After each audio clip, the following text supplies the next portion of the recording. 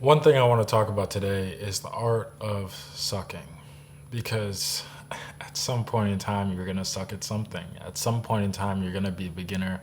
At some point in time, you're not going to know how the fuck and what the fuck to do and to get better at because you simply are a beginner at whatever you're trying to do, whether it's make money online, whether it's make videos like how I'm making, be a film director, be a teacher, be this, be that. You're gonna suck. And people are gonna treat you like you suck because you suck.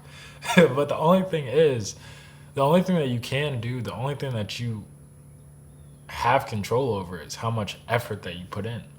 It's okay to suck. And sometimes we think, and I think especially, you know, this feels terrible. This feels completely and utterly like the worst feeling in the world. And I agree with you. It really does. It feels like the worst feeling in the world to be bad at something. It feels like the worst feeling in the world to see that you're less than a little bit in a way. And the funny thing about this is that it's a chance for you to prove yourself. You know, I'm starting a new business model. I've started cold calling and doing all this stuff to sell AI and all this stuff. And it sounded like a great idea when I was like starting. And I was like, oh, this is no problem. And I didn't do any cold calls.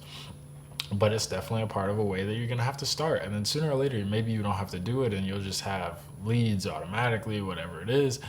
But, you know, I did the first couple calls and people hung up on me. And I was like, dude, what the fuck? Like, bro.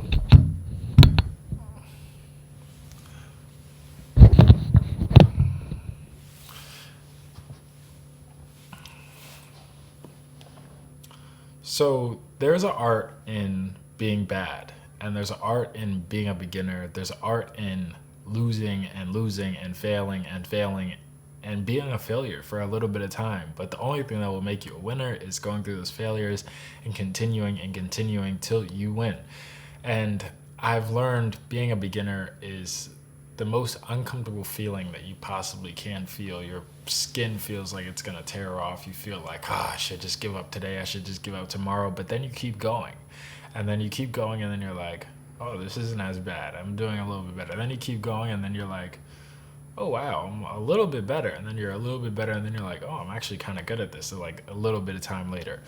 But it takes time. It takes time to get better. It takes time to get into your flow, get into your state, because nothing is easy. Nothing is the easiest thing in the world. And if it was easy, everybody would do it, and since everybody does it, you really wouldn't be special that you learned it.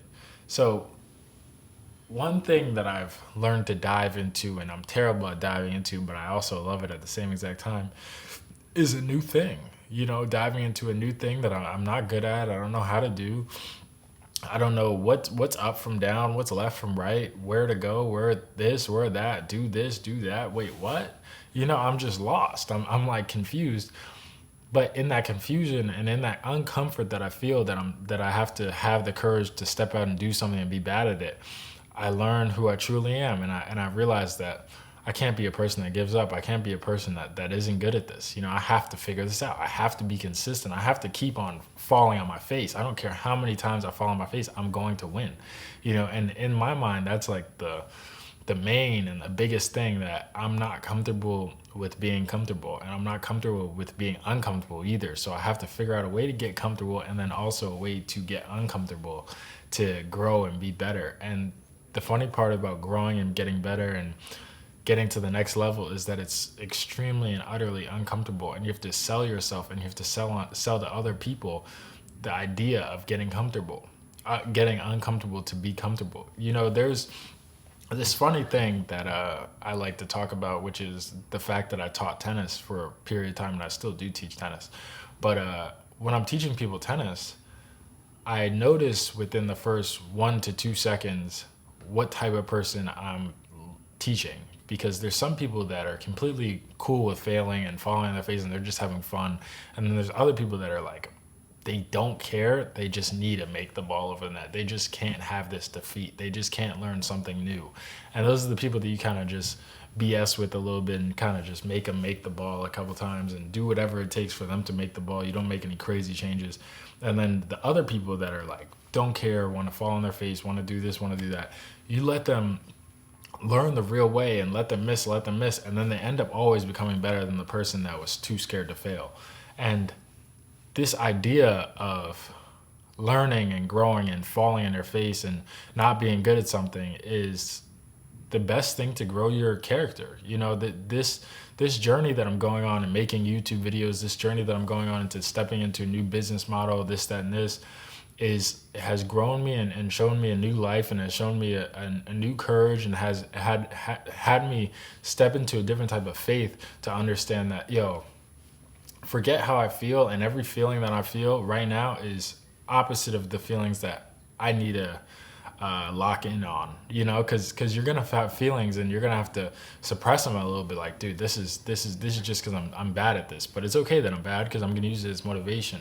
And the art of being bad is something that you have to learn, because it's literally an art form, and learning new things, growing and doing this and doing that, because you have to start somewhere, and everything you have to start somewhere, or you're going to live a life where you're going to get nowhere, because you're so scared of being a beginner. You're so scared of failing that you never put yourself in a position to fail. So go fall on your face 10,000 times, and then get up to 10,001 and try to figure it out again. And then that might be the time that you win and get a small win. And then after you get a small win, even when you start winning and get all these things, you realize that, there's more. There's more to go get. There's more to go do. There's more to get better at. And I have to go get better at those things, And I wish it was the end all be all. I wish you could have an end all be all where it's like, this is it. This is done and it's over with. But that wouldn't be life. There would be nothing exciting about life. When you reach the end of the video game,